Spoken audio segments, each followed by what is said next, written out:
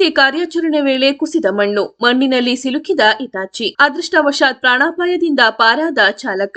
ಸಕಲೇಶಪುರ ತಾಲೂಕಿನ ಆಚಂಗಿ ಬಳಿ ನಡೆಯುತ್ತಿರುವ ಮಣ್ಣು ತೆರವು ಕಾರ್ಯಾಚರಣೆ. ಮುಂದುವರೆದಿರುವ ಮಣ್ಣು ತೆರವು ಕಾರ್ಯಾಚರಣೆ. ಮಾರ್ಗ ಮಧ್ಯೆಯೇ ಸಿಲುಕಿರುವ ರೈಲುಗಳು.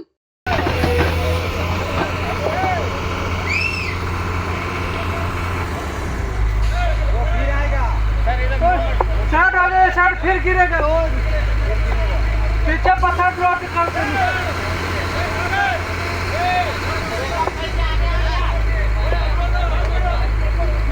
घुस गया। हाँ आगे चले जाइए पूरा आगे जाइए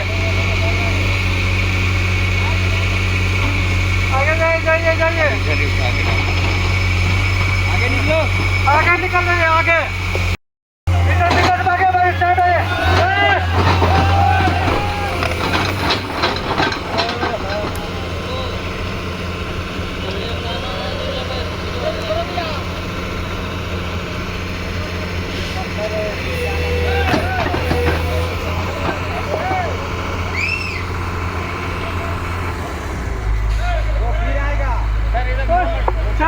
शर्ट फिर गिरेगा पीछे पत्थर ड्रॉप करते